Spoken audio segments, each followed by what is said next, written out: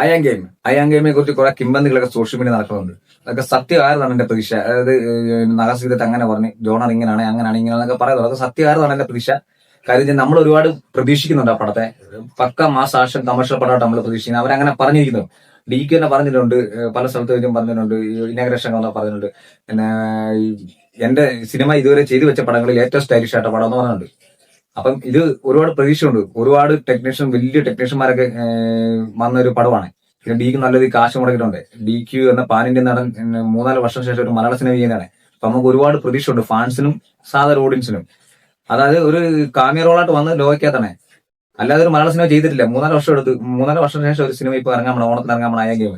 അപ്പൊ ഈ സിനിമ കൈവിട്ട് പോയി കഴിഞ്ഞാൽ അടുത്ത മലയാള സിനിമ പിടിക്കാന്ന് വെച്ച് കഴിഞ്ഞാൽ അടുത്ത മലയാള സിനിമ ഉടനെ ഇറങ്ങാനില്ല. കമ്മിറ്റ് പോലും ചെയ്തിട്ടില്ല. ഇനി അടുത്തൊരു മലയാള സിനിമ വരണമെങ്കിൽ 2-3 വർഷം എടുക്കും. അപ്പോൾ അതുവരെ നമുക്ക് വെയിറ്റ് ചെയ്ത് നമ്മുടെ മനസ്സിൽ കിടക്കണമെങ്കിൽ അത് പടം ചെയ്ത് വെക്കണം. നഗാസേതന്റെ ഓഡിയൻസിന് അറിയാം. ഓഡിയൻസ് ഇങ്ങനെ പ്രതീക്ഷ ഇട്ടി കൊടുക്കുന്ന ഒരാളാണ് നഗാസേതക്ക്. അതുകൊണ്ട് നമുക്ക് നല്ല പ്രതീക്ഷയുണ്ട്. ഡിക്കിന്റെ സ്ക്രിപ്റ്റ് സെലക്ഷൻ നല്ലതാണ്. നല്ലൊരു പ്രൊമോഷൻ ചെയ്ത് നല്ലൊരു പൈസയും മുടക്കും. വലിയൊരു പടമാണ് ഇത്, ബ്രഹ്മാണ്ഡ പടമാണ് വരുന്നത്. അപ്പൊ നമ്മൾ പ്രതീക്ഷിക്കുന്ന വലിയൊരു ആക്ഷൻ കമേഴ്ഷ്യൽ എന്റർടൈൻമെന്റ് പടമാണ് പ്രതീക്ഷിക്കുന്നത്, സ്റ്റൈലിഷ്. അപ്പൊ അതുപോലെ തന്നെ തരണം. അതിനെക്കാട്ടി മുകളിൽ നിങ്ങൾ തരാൻ നോക്കണം. അല്ലാതെ ഒരു റോഷാക്ക പോലെ അല്ലെങ്കിൽ ഒരു സ്ലോ പടം പോലെ അല്ലെങ്കിൽ 2.5-3 മണിക്കൂർ പടം വെച്ചിട്ട് സ്ലോ പടം ആക്കി അവാർഡ് പടം പോലെ ആക്കി വേറൊരു ജോണർ വെറൈറ്റി ആയിട്ട് പിടിക്കാൻ നോക്കിയിട്ട് ഒരു പരീക്ഷണ ചിത്രമായിട്ട് ഇറക്കി വിട്ടിട്ട് ലാസ്റ്റ് പരീക്ഷണം നടന്നില്ലെങ്കിൽ, വിജയിച്ചില്ലെങ്കിൽ, നമ്മൾ പ്രതീക്ഷ പടം വന്നില്ലെങ്കിൽ, നിങ്ങൾ ഈ പറഞ്ഞ കണക്കും പടം വന്നില്ലെങ്കിൽ കൈ വിട്ടുപോകും. പിന്നെ അടുത്ത പടത്തിൽ പിടിക്കാന്ന് വെച്ചാൽ അടുത്ത മലയാളം പടം ഉടനെ ഇല്ല. തമിഴ് തെലുങ്കൊക്കെ വരാറുണ്ട്, പക്ഷെ മലയാളം പടം വരാനില്ല. അതുകൊണ്ട് ഈ പടത്തിലൂടെ നമ്മൾ സ്ട്രോങ് ആയിട്ട് നിൽക്കണം. അതായത് നമ്മുടെ എതിരാളി ഖലീഫയാണ്.